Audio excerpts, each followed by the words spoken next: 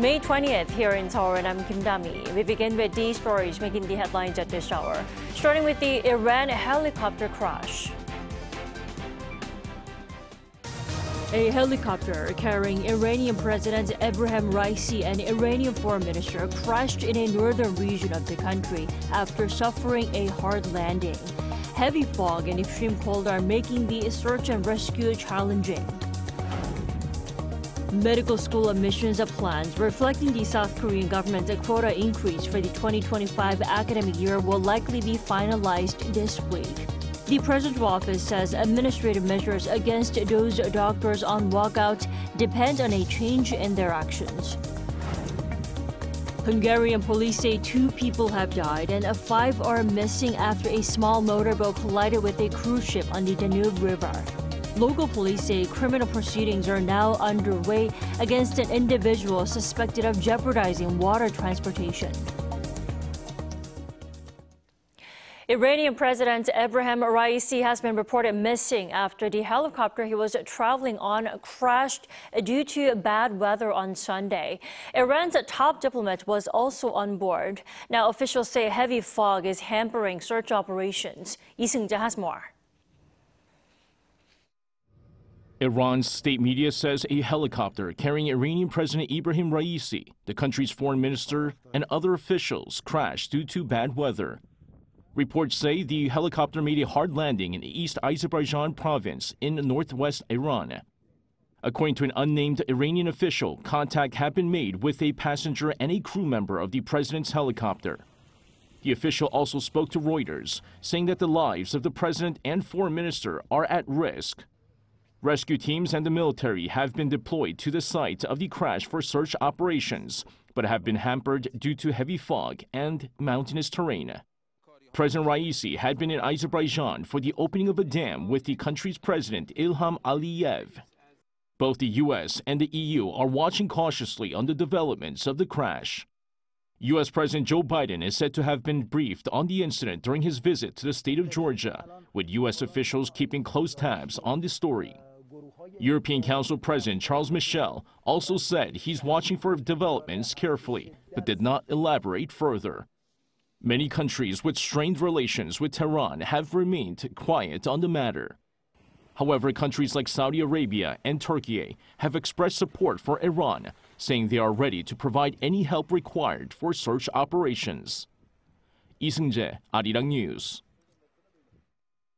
The Korean Council for University Education will hold a University Admissions Committee meeting this week to review and approve the 2025 University Admission Plan amendments submitted by universities nationwide. Now, the final changes are set to be finalized by this Friday. Song Yu-jin reports. The 2025 University Admission Plan, which reflects the increased number of medical school admissions, is expected to be finalized by this Friday, May 24th. As details including the selection ratio for regional talent recruitment and the ratios of regular and early admissions have not yet been made public, the finalization of the admission plan will likely prompt students to begin preparing for their exams.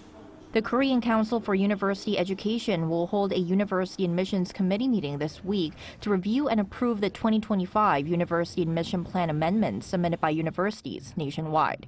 According to a council representative on Sunday, the committee needs to approve the plan this week to enable universities to announce their admission guidelines by the end of this month.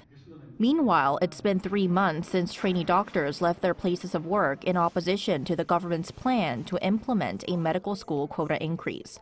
This means that over 2,900 trainee doctors in their 3rd or 4th year need to return to work by Monday in order to fulfill the training period requirements to qualify for next year's specialist examinations. To this, the government is stating that it will be flexible for those with extended leave or sick leave as they continue their efforts to convince trainee doctors to return to hospitals.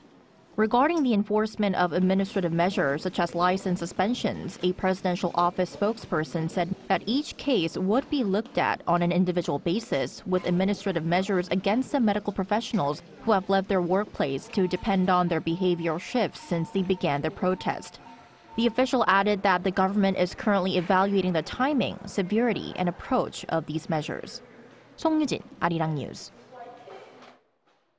And South Korea's top office has called for universities with medical programs to finish revising regulations to reflect the raised enrollment quota for medical schools starting next year. The president's senior secretary for social policy, Chang Sang-yun, said this on Sunday, adding that last week's court decision cleared up uncertainties for changes to be brought in from 2025. He also said individual doctors and trainee doctors need to make their own decision about no longer participating in collective action and return to their hospitals, and urged the doctors' organization to join talks without any preconditions.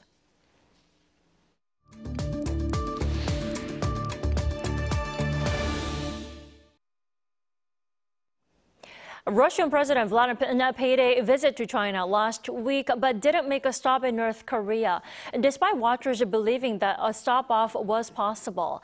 Why skip another meeting with Kim Jong-un? Let's turn to Stephen Norper, the president of Asia Dialogue. Welcome back. Oh, thank you. Glad to be back. The Kremlin announced over the weekend that preparations for Putin's North Korea visit are well underway. Now, does that mean a trip to North Korea last week was not at all part of the plan? It is clear that the Russians want to meet with both the North Koreans and the Vietnamese. So I would anticipate that Putin's expectation is to be meeting with Kim Jong-un sometime relatively soon. And it probably doesn't completely rely on last week in the sense that the real focus for Russia was with China and Putin's relationship with Xi. But do look down the line for a meeting in the near term with the North Koreans, most likely. Let's talk about Putin's China visit then. He and Xi Jinping showed off their, bromance, calling each other friends and even hugging each other. Now, are they genuinely good friends now, or is this some kind of, strategic show? Well, there does seem to be a bond between the leaders. It was their 43rd meeting.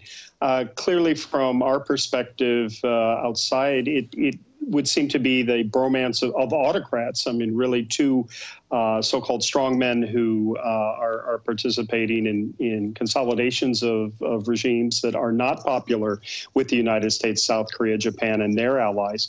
And so it's important for the two of those leaders to be shoring up their relationship relative to Russia's wanting more steadfast Chinese support on Ukraine, perhaps ways of getting material in and increasing even further the trade with Russia to foster its campaign in Ukraine. And of course, China is looking for support from Russia on the Taiwan issue. There are differences between the two, but this was designed to be highly symbolic of a warming friendship and an increased relationship that puts international relations in a different guise, one where Russia and China square off alongside North Korea, Iran, and others against the United States, Europe, and other Western interests. Definitely. And North Korea also kept a close eye on the summit, with the state-run newspaper 노동신문 publishing a detailed report on the Putin-Xi summit. Why is that? Well, North Korea would very much like to be seen alongside of Russia and China as the third player in that axis. Kim Jong-un would see nothing but an ability to show to the North Korean people that China and Russia seem to be succeeding in their bonding, especially against the United States and the Western powers. So this clearly is within the DPRK's worldview and reassures and shores up support for Kim Jong-un. And of course, with a likely meeting between Putin and Kim Jong-un yet again, and the relative success from their perspective of the first one near Vladivostok, there would seem to be a heady steam to try to present North Korea closer to Russia continually. And of course, that's a major card against the United States, South Korea, and Japan as well. Indeed. We also have to talk about North Korea's test firing of what it called a tactical ballistic missile last Friday. What's notable is that the launch came during Putin's visit to China, which is an unusual move, for Pyongyang. Why such a launch before Putin's trip to China ended? Well, it really wasn't designed around that visit. I mean, if anything, if there was a slight consideration, it would have been to show DPRK capabilities to the Chinese and Russian leaders. Really, it was designed in response to U.S. and ROK exercises. And it was designed as a counterweight to that to show their disapproval. And so the fact that they did that limited missile exercise was really geared in that direction and less about the Xi-Putin meeting. Right, and also right before that launch, a North Korean leader, Sister Kim Yo-jong, also said the regime's missiles are for use against South Korea. Now, what is her intention by saying this? Well, she's continuing on behalf of Kim Jong-un and the regime to try to paint the DPRK via the ROK in a two-state system. So they really want to be seen, in particular by people like Xi and Putin, as having their own merit, as representing their own entity. That seems to be a disadvantage for us. Of course, we'd like the language of unification back, but they have disavowed that earlier this year. And so what we need to be prepared for is dealing with this in terms of more state-to-state realities, but maybe there's opportunities on the floor of the United Nations or elsewhere to push North Korea in this regard. It does remind us, though, that we need in place a very good regime for monitoring, for sanctions, and that there is a broader concern about DPRK missile and nuclear development. They're simply taking advantage of their relationship with Russia and China in doing so, and to paint this as against the ROK also drives a wedge further in and tries to create a domestic rationale that, from the Kim Jong-un perspective, shows legitimacy to its regime. Definitely. All right. Thank you so much for your insight. As always, we appreciate it. Thank you. A pleasure.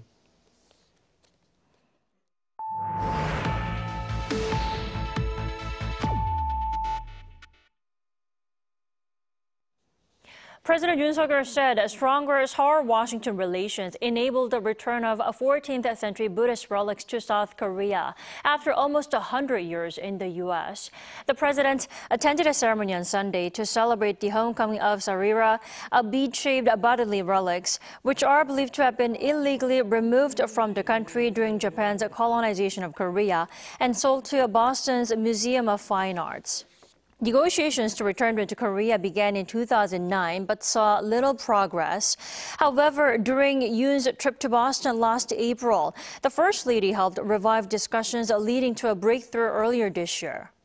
The leader of South Korea's largest Buddhist sect, Choge Order, thanked the First Lady and asked for her continued support in what was her first public appearance since December.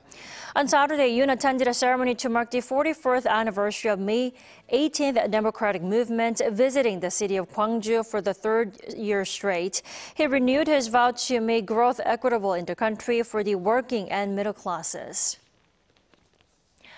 Tottenham Hotspur captain Heung-min ended his 2023-2024 English Premier League campaign with another season of double figures for goals and assists.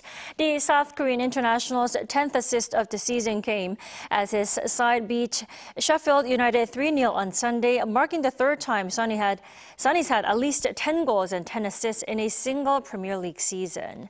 Son, who found the net 17 times, also became just the 6th player in EPL history to record at least 10 goals and 10 assists in at least 3 seasons. Tottenham finished 5th in the league, meaning they'll play in the Europa League next season. Now to a beauty contest like no other. The Chunhyang Traditional Beauty Pageant judges contestants on the traditional Korean values found in the history of Chunhyang. But this year, it has also opened the door to international contestants. Our Lee tells us more. Every year, Namwon City in Jeonbuk State hosts the Chunhyang Traditional Beauty Pageant, and the 94th Miss Chunhyang was selected this year. The pageant is inspired by the beautiful love story of Chunhyangjeon, or the tale of Chunhyang, one of the country's most cherished folk tales, which started here in Gwangalluan Garden in Namwon. Chunhyang and Mongryong's love first blossomed here in Gwangalluan Garden. The South Korean Romeo and Juliet with a happy ending, Chunhyangjeon, has since been made into more than 100 versions, but the classic love story of Chunhyang and Mongryong never changes. And it all started here when Lee Mongryong fell in love at first sight when he saw Chunhyang on the swing. So what is the beauty of Chunhyang that is still celebrated today? The contestants try to show qualities encapsulated in the term Chunhyang in Korean, which demonstrates a blend of physical beauty, cultural understanding, intelligence, and moral integrity. The National Chunhyang Contest made a significant shift from this year, transforming into a global Chunhyang Beauty Pageant, opening the door for non-Korean citizens. This year, 5 of the 32 finalists flew into Korea from China, Japan, Indonesia, Vietnam, and North America, and 2 of those finalists were non-Korean citizens. The Korean wave, or Hallyu, holds considerable influence worldwide. So we thought, instead of sticking to tradition, why not create an event where young people from across the globe can all join? The evaluation is relatively rigorous, taking into account demeanor and manners that reflect Korea's traditional values. Participants wear the traditional Korean clothing called hanbok during the contest, demonstrating traditional Korean beauty. First of all, it is a fantastic experience for me to see the many contestants from all over the world. So it is important for me to see the people who understand Korean culture and language. And to accommodate international participants, a new Global Muse Award is introduced, in addition to the existing Chunhyang titles of Jin, Son, Mi, Chong, Suk, and Hyun. For 10 days, all the finalists stayed together to practice for the contest, covering a range of talents from self-introductions to showcasing their dance skills. I've never learned how to dance before, so it was a completely new experience, and that in itself was really challenging, but it's been a really enjoyable time. Following the multiple rounds of evaluation, the ultimate decision is made during the final stage of assessment. Participants give their best on stage for the crown of Jin, which represents the highest honor among the 6 titles of Chunhyang. 19번 김정윤. The title of Jin was claimed by Kim Jong-un, who is a student at Ewha Women's University. First of all, I'm deeply honored to be chosen as the very first global Miss Chunhyang. Additionally, I was selected as Jin, wearing the heaviest crown, and I will take on the responsibility to widely promote the beauty of Namwon. And the Global Muse Award went to Michelle Sebom-woo from the United States and Oh Sua, an overseas Korean from Indonesia. I feel like now that the Chunhyang Festival has become a global event, it really indicates how much Korean culture is spreading, and I'm so incredibly honored to become a part of that. I have learned so much things from here, so much things about Korean culture, about Namwon, about Chunhyang. This year's winners will also serve as Namwon City's ambassadors for the next 3 years, taking the lead in promoting local culture, festivals, and the advance of Chunhyang values on a global scale. The pageant is not just a celebration of beauty, but also a tribute to the timeless tale of Chunhyang's love and resilience. May the spirit of Chunhyang's enduring love continue to inspire us. 이은희, Arirang News, Namwon.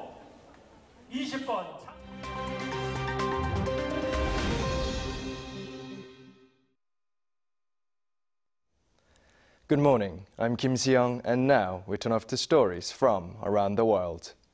We begin today in Hungary, where a collision on Saturday between a small motorboat and a cruise ship on the Danube River has led to at least 2 deaths and 5 missing. A statement by the Budapest police said on Sunday that disaster response units are searching the entire Hungarian stretch of the river. The spokesperson for the Budapest police said that 8 adults were aboard the small motorboat at the time of the collision.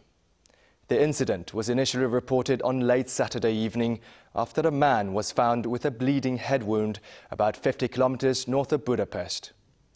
Bodies of a male and a female were later found nearby, while police are still searching for the remaining 5 adults believed to have been on the motorboat. No casualties have been reported on the cruise ship. This comes 5 years after at least 27 people, the majority South Korean tourists, were killed in a collision between a river cruise ship and a smaller tourist boat. Moving over to Afghanistan, where flash floods on Saturday night have killed at least 50 people in the northern part of the country. The head of the information department for Afghanistan's northern Faryab province said on Sunday that at least 300 houses were destroyed in the latest floods. This comes after floods the day before in the country's central Gore province led to at least 50 deaths, with officials there saying on Saturday that the floods had also killed thousands of livestock and destroyed some 2,000 homes.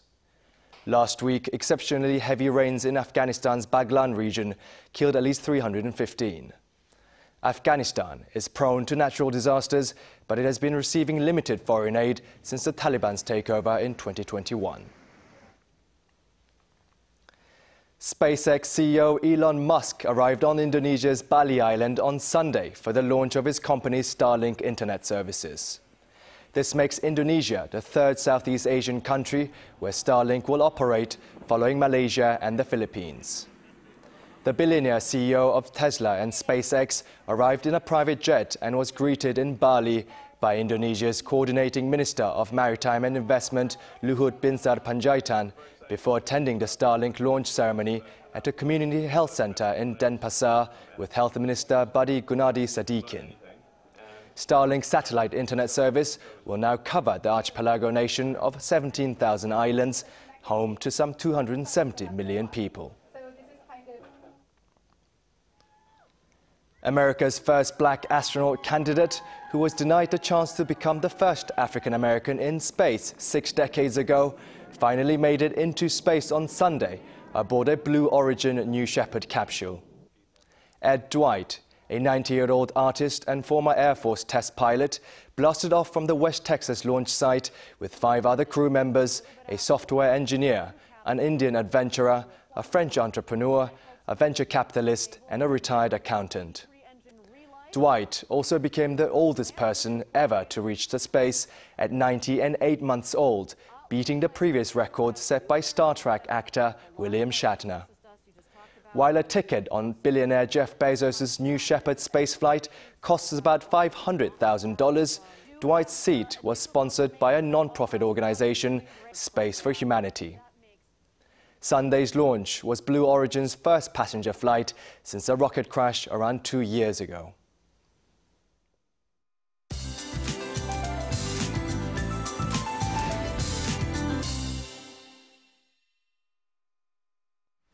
Good morning. The sunny and hot summer-like weather triggered the highest temperatures of the season so far in some southern provinces on Sunday, and that's including Gwangju and Daegu.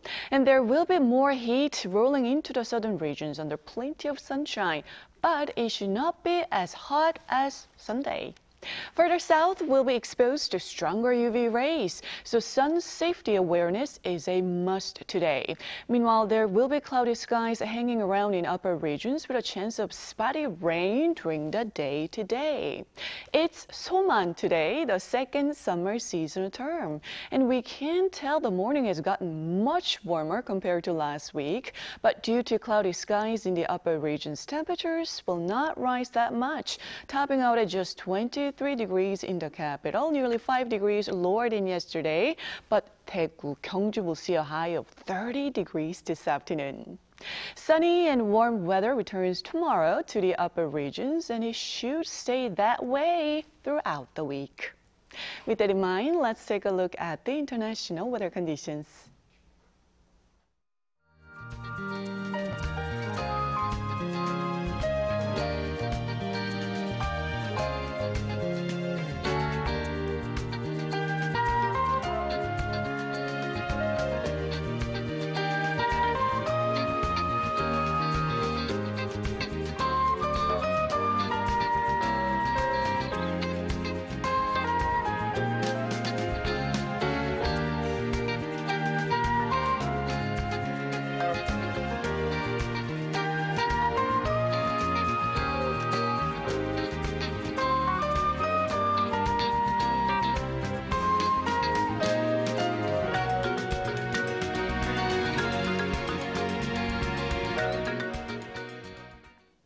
We thank you for watching New Day at Arirang. We'll be back tomorrow for Tuesday's edition at the same time, 9 a.m. Korea time.